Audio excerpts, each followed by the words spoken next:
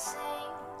Now my heart feel like December. Hello and welcome back to my channel Inspire with Anushka. Guys, how are you? Hope you all are fine. Guys, actually we are discussing nowadays about the syllabus of standard 9th, and in which we have started a topic that is the natural resources, that is the chapter 5, and in this we have to study about the natural resources. We have already discussed about some of the physical resources in which the atmosphere, lithosphere and hydrosphere comes.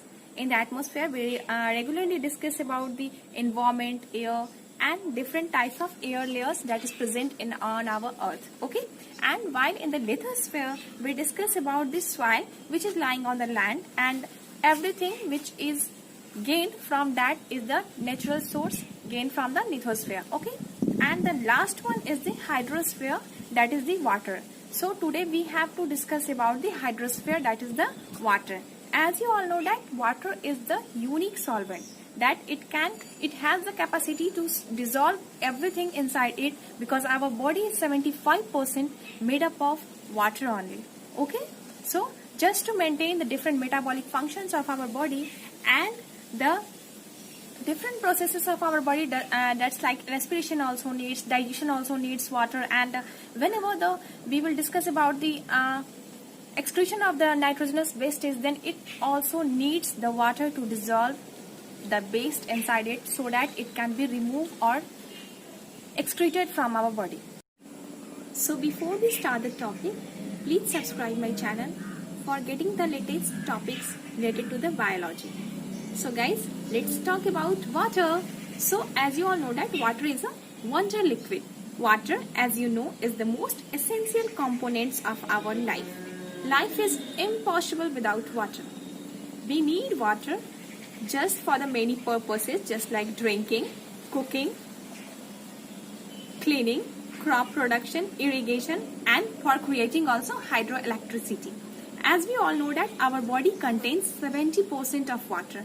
It needs the water for the metabolic actions of our body, just for the purpose of digestion, respiration, excretion, and some more functions, just to give or to just protect ourselves from shrinking or dehydration. So our body needs an essential amount of water. We must have to drink 5 to 6 liters of water per day. There is a scarcity of usable quantity of water in large part of the world.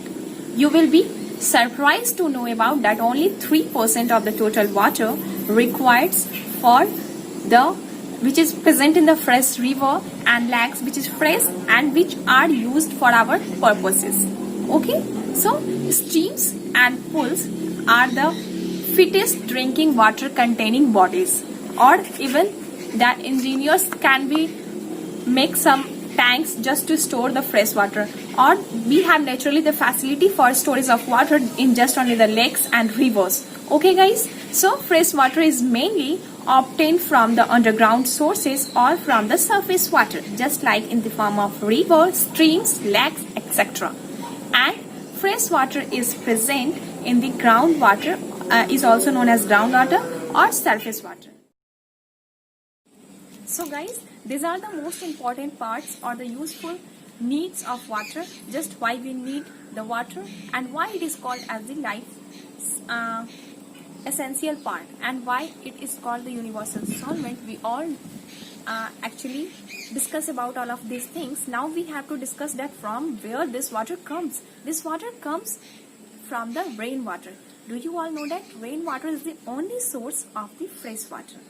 We can get the fresh water from rainfall. Okay guys, so while discussing about the rainfall and where it stores, we don't know, so we must have to now in brief discuss about the groundwater, that what is the groundwater, because groundwater is the main source for the fresh water, because the water which is present in the sea is not fit for our use, because you all know that it contains much more quantity of salt than which it's required in the water.